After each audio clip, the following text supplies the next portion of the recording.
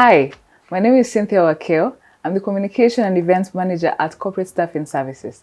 Today we're going to be talking about how an HR professional can be able to hire for a toxic boss, who a toxic boss is, and how they can maneuver around the situation. I am joined by Paminas Wainaina, who is going to take us through this topic. Karibu sana, Paminas. Thank you, Cynthia, for having me. Start us off by telling us who a toxic boss is. Now, when you talk about a toxic boss, this is someone who, I would say, to a great extent, makes the work environment very unhospitable for the people that they're able to supervise. Now, in the day-to-day interaction, there's bound to be friction, there's bound to be disagreement, and people will have a difference of opinion. That's given in the workplace. But then it's the way the issue is handled. Is it handled in a professional way? So if you find people who get personal, people who even abuse you, people who are there to frustrate you, those are the ones who I would term as a toxic boss. And I would say it's a big issue in the workplace because you see, especially bosses, because it's a power dynamic. Someone feels, well, I'm above you. What are you going to do, Cindy?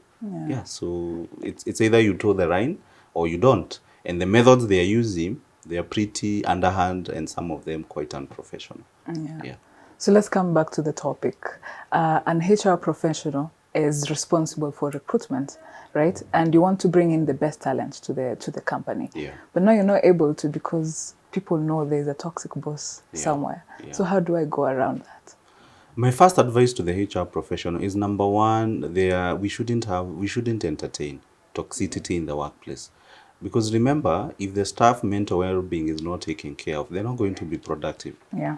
And you know, toxicity goes hand in hand with stress. And if someone is stressed, they're not going to perform. And the relationships at the workplace, they'll be affected. And that has even a ripple effect. It can even go to someone's family. Yeah, because rarely do we disconnect. People are not like machines where if they're at the office, they are totally different when they go home. So it's possible for people to carry issues from either home to the office or vice versa, home to office to home.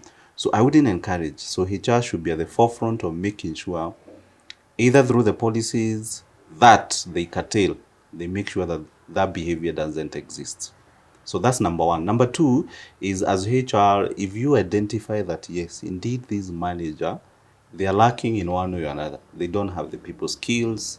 The way they give feedback is not the best way. So I would approach this person, especially if it's someone at my level, and give them feedback. I'll tell them, hey, Cynthia, this is the feedback I'm getting from the team, or this is what I've observed.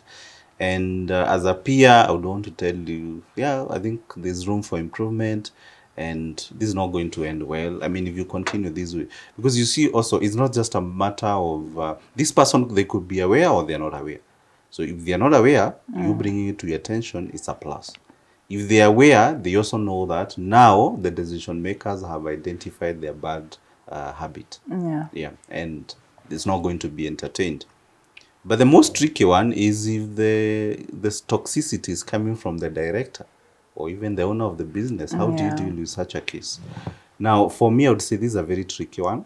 And if it's at that level and this is not someone you can approach, they're not approachable, it's not someone you can have an adult conversation, I would say then you should start counting your days and looking for other options, because there are people who definitely we can be able to change, and these are the people who determine the work culture, the organizational culture, and they're not willing to change, then for sure the only form of intervention is a plan B, you thinking about a plan B. So here you are, you're expected to fill in a position. As an HR professional, you know that the problem is your boss. You mentioned power dynamics. Do you go back and tell your boss, I was not able to hire because of 1, 2, 3, or what do you do?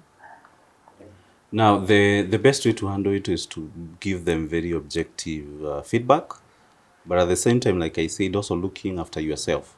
If you know the situation is not going to change, especially if it's a director, then you're working for the wrong organization. And you shouldn't even be bringing people on board. And you yourself, you shouldn't be in that organization. You should be thinking about a plan B. So at times, I'll give you an example. There are clients who engage us for recruitment service.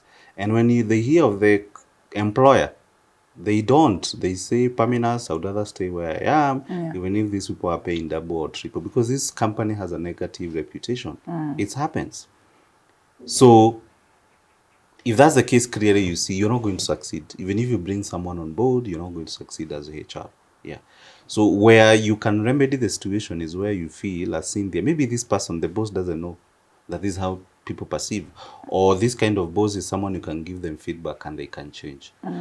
Or it could be even something that they can change and they are willing to. Then with that person, I would still go ahead and hire for them, but then prepare the candidate in advance. So let's say it's who's being hired as a communication manager for this company. So to sit with you and let you know this is the personality of the individual, this is how they like their things being done. Sometimes they'll react in a certain way, and if you manage the situation, then you can have a better, you can be able to work together. However, it's not that I'm condoning harassment. It's not that I'm saying that now allow yourself to be mistreated. No, I'm saying where it's not so much about toxicity, it's just that someone has certain work routines and they're very specific on it. For example, if you come to my house, let's say, there are certain way people like they want you to put things in a certain way, and it's because it's their place, and you can't fault them for that. Yeah. If you come to my office, it's a certain way I like the books to be arranged, the seats to be, and that's all good. But also, you can't come to my office and expect you to be standing for a meeting of 40 minutes. It doesn't make sense. Yeah. Yeah. So look at what can you work with and what can you not tolerate. That's the way I look at it. Yeah. And then if it's something you can work with, then what you do is advise the person who you're bringing on board. Let them know this is our culture, this is how we do things. But anything that affects the mental well-being of either the staff you have in mind or even yourself, then your health should definitely come first. Yeah. Yeah. Well, and I don't think it's an easy thing to maneuver. To be honest, changing a toxic culture, a toxic manager, Yes. and the boss, it's not a very easy thing. Yes, it's definitely not. But I would really advise, if you're in HR or if you are in any leadership position where you need to engage with people, two things. It's important for you to manage upwards. There's a concept in management where how do you manage your boss? How do you manage the people who you report to?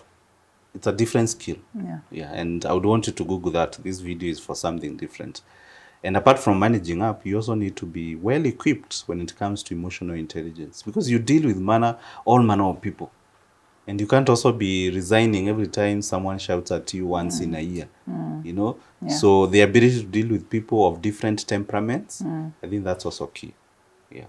But I'll still keep on insisting mental well-being. Yeah, don't go there. Don't joke. It's not a small issue. Yeah. So because why do we work? We work so that we have a good life, to be able to enjoy life.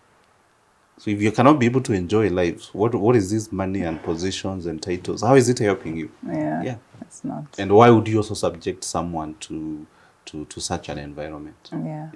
All right. Thank you so much for those helpful tips. Thank you for your time, as usual. Thank you so much for watching this video. And as you've heard from the expert himself, if you're going through this, if you have a toxic boss in your environment, if you're hiring for one, your mental well-being is very important. Take this advice. Exit. You're not a coward for leaving the position. Thank you so much, and see you next time.